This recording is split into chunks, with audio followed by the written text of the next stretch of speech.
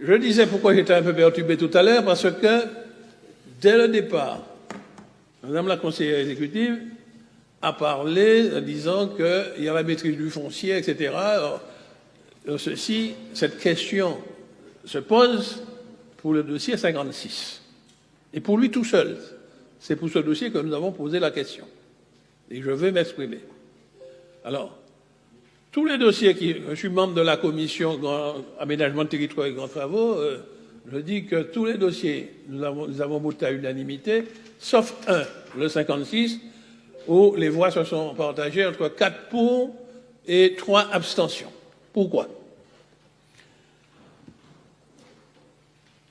Lorsque nous avons posé la question en séance, la commission, pour savoir, en tout cas il y avait un collaborateur, un technicien, un représentant de la direction des fonds européens qui nous portait des explications, est-ce qu'elle s'est assurée qu'il y a un maîtrise du foncier? Elle nous a dit non, elle ne peut pas porter de réponse. En tout cas, nous n'avons pas eu de réponse en séance. Depuis, j'ai reçu le relevé d'avis, et je vois que le relevé d'avis, on marque une réponse, mais qui n'a pas été donnée dans la commission. Je pensais que ce qui était écrit dans le relevé d'avis devrait être à l'image de ce qui s'est passé dans la commission. Et je vois dans le relevé de la commission, on dit, pour le dossier Seguino, nous avons eu, avant de débuter les travaux, une autorisation écrite de chacun des propriétaires, Bali, Mangatal et Florentin. Ça, j'ai découvert cela dans le relevé d'avis, puisque nous avions souhaité que les relevés d'avis, et je remercie ceux qui l'ont fait, soient transmis aux membres de la commission, parce que j'avais vu que la pratique, on faisait des relevés, on faisait des PV, et les membres de la commission ne les avaient pas. Donc je donne acte que une demande était satisfaite. J'ai entendu le rapporteur dire des choses. Il y a une fable que l'on raconte depuis 2020 et qui n'est pas vraie et qu'on entretient. Qu'un certain nombre de Martiniquais n'avaient pas d'eau en 2020, c'était à cause de la réparation provisoire qu'il y a eu à Seguino. J'ai toujours contesté ça et l'ai contesté scientifiquement. Je sais qu'il y a quelqu'un qui se présente comme président d'une association d'écologistes et que j'ai découvert dans un rapport d'experts judiciaires. Il y a eu 2 rapports d'experts judiciaires sur cette affaire-là. Dans le second, j'ai découvert que ce monsieur a participé, il a été audité et il est présenté non pas comme président d'une association d'écologie, mais il est présenté comme le conseiller technique de M. Bali. C'est comme ça. Moi, j'ai le rapport. Donc, autrement dit, ces interventions sont partisanes. Pourquoi je parle de lui? C'est parce qu'il parle de moi publiquement, dans la presse, en me traitant de docteur en mensonge. Donc, je saisis cette tribune pour faire une mise au point. Et je vais développer mon point de vue. J'ai toujours indiqué que la quantité d'eau qui passait là, avec les canalisations provisoires, nous avons augmenté le nombre de canalisations en 2004. On a porté, en 2020, on a porté à 4. Laissez passer une quantité d'eau suffisante pour les besoins. Maintenant, s'il y avait des points de la Martinique qui n'avaient pas d'eau, il y avait d'autres causes. Ce sont des causes qui demeurent encore, parce que malgré que la réparation pour assurer la continuité du tuyau de canalisation, la canalisation à 800 mm de diamètre a été établie, il y a encore des Martiniquais, ça et là, qui souffrent de coupures d'eau, de pénurie. Il y en a à Basse-Pointe, donc c'est en amont de la canalisation. Mais il y en a également dans le centre, dans le sud. Il suffit de voir tous les communiqués que les gestionnaires des eaux, des canalisations, publient, ça et là. Donc, ça c'est la première chose. La deuxième chose, alors j'ai vu dans le rapport, on parle de l'agence de l'eau, hein, il n'y a pas d'agence de l'eau, ce que je connais, c'est l'office de l'eau. Mais dans le rapport, on parle d'agence de l'eau. Le hasard a fait que je suis au conseil d'administration, le président Salibert est le président de l'office de l'eau de par la loi. Je suis au conseil d'administration, je siège également à la commission d'opportunité. Ce dossier venant devant l'office de l'eau, et nous l'avons examiné. En commission d'opportunité, nous avons demandé quelles sont les pièces qui ont été transmises par la CTM. Et on nous a remis toutes les pièces. La première chose que j'ai vue, j'ai découvert que le bon de commande qui était joint au dossier et qui indiquait la nature des travaux et qui indiquait que l'ordre avait déjà été donné de commencer les travaux est signé de par votre serviteur. Il date de janvier 2021.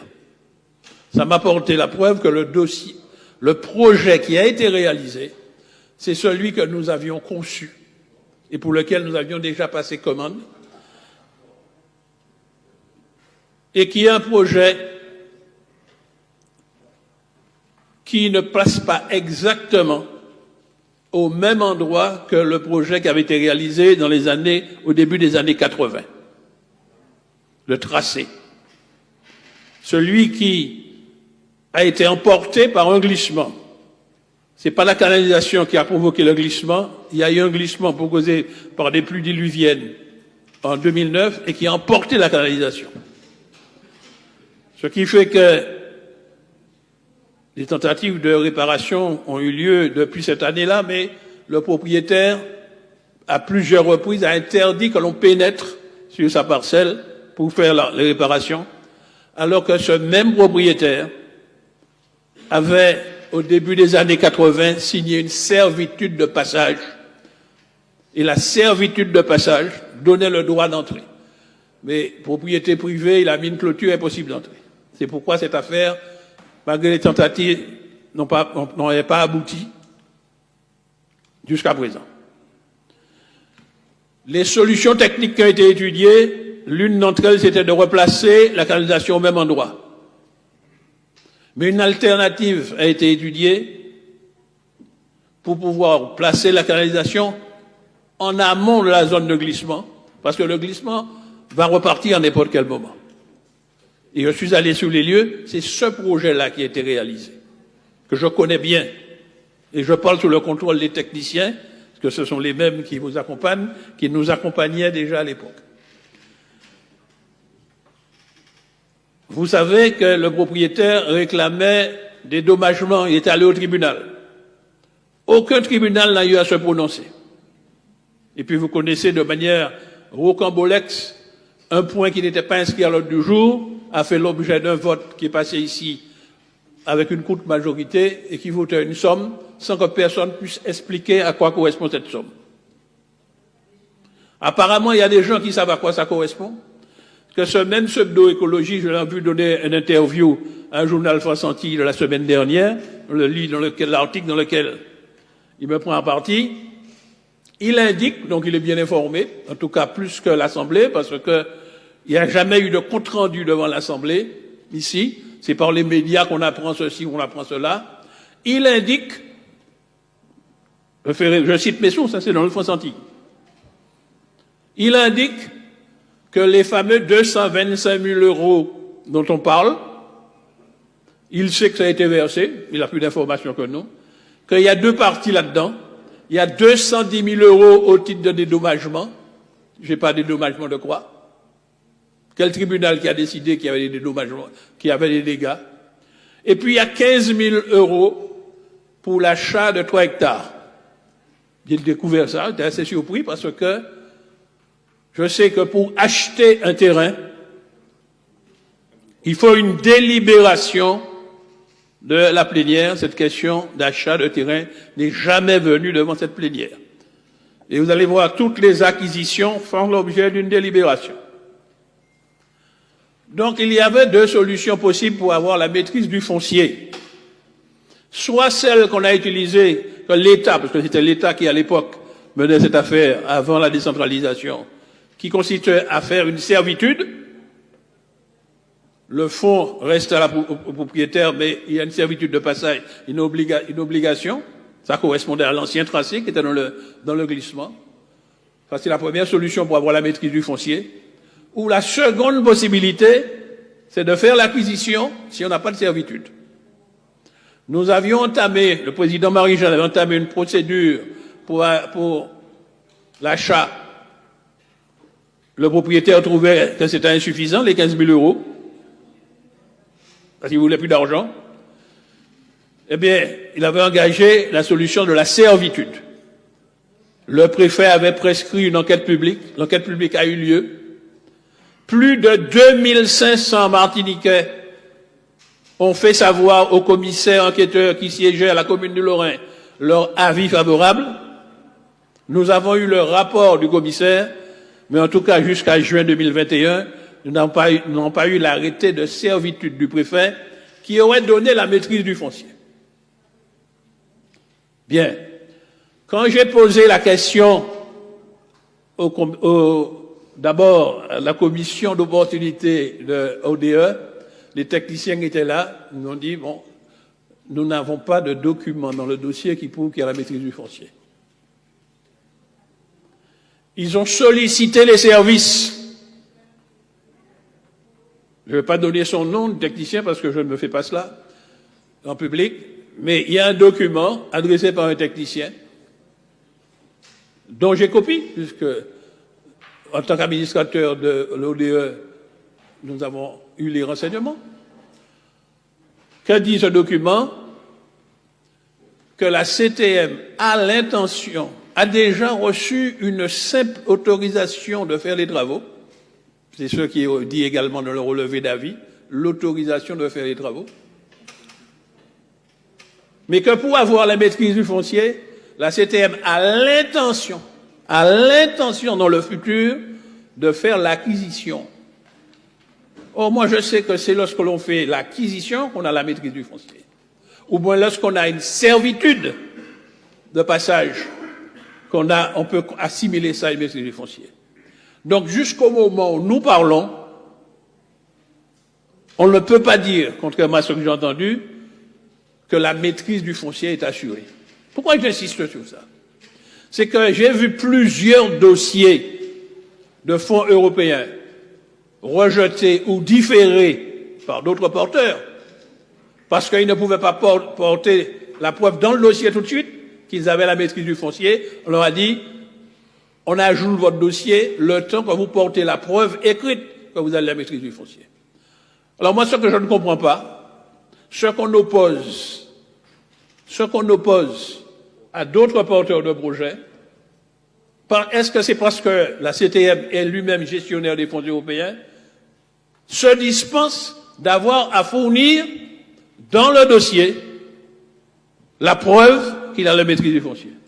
Et ce faisant, je ne sais pas si le PCE, qu'il me regarde en fronçant les sourcils, il s'en rend compte, il met en difficulté l'un des collaborateurs, mais oui, parce que lorsque la CTM, qui est le bénéficiaire des fonds européens, ça peut pas être le PCE qui est le porteur de projet, donc on est obligé de désigner quelqu'un d'autre.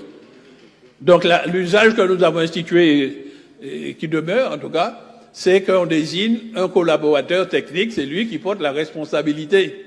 Alors ne le mettez pas en difficulté, c'est un brave collaborateur qui a travaillé aussi bien avec le PCE, ancien président de région, qu'avec nous, nous n'avons rien à dire de lui, mais il faut que le dossier soit complet. Alors j'ai besoin de la vérité. Est-ce que ce que dit le conseiller technique de Bali qui avance derrière le masque d'écologiste, est-ce que ce qu'il dit est vrai? Est-ce que vous avez déjà acheté le terrain, puisqu'il semblerait que vous l'avez déjà payé, si je comprends ce qu'il dit?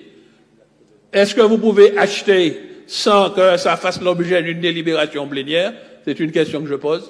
Donc c'est pour cela que bien que ce soit le projet que nous avions fait étudier, que nous avons défendu mordicus contre tous les mensonges, nous n'allons pas voter contre, mais nous allons nous abstenir parce que nous sommes pour la rigueur. Nous sommes pour la droiture. Nous ne comprenons pas, si cela c'est avéré exact, que l'on puisse verser de l'argent à un propriétaire foncier parce que ça devient de l'enrichissement sans cause. Alors qu'il y a 221 propriétaires martiniquais qui ont été frappés de certitude parce que ce tuyau qui part sur le territoire du Lorrain pour aller jusqu'au quartier La Crique à Trinité traverse 221 propriétés. Alors je ne comprends pas pourquoi on fait une exception pour un propriétaire et pas pour les autres. Donc voilà la question que je pose. Alors vous voyez que c'est une question que je défends avec passion parce qu'elle a déjà coûté beaucoup de temps, d'énergie. Nous avions à cœur de le faire, mais dans la légalité et ne pas venir enrichir les gens qui font du chantage. Nous ne voulions pas céder au chantage. Je ne sais pas si vous l'avez fait. En tout cas, vous avez fait une déclaration, monsieur le PCE, un peu ambiguë sur les plénières. Nous n'avons pas eu de compte rendu. Donc j'attendais qu'on ait le compte administratif de 2021 pour aller le regarder dans le détail pour savoir combien d'argent a été versé à ce propriétaire. Et j'apprends là, dans un article du journal, que vous avez déjà même acheté le terrain sans qu'il y ait de délibération là-dessus. J'en ai fini. Merci, monsieur Marissette. Est-ce qu'il y a quelqu'un d'autre? Ah non.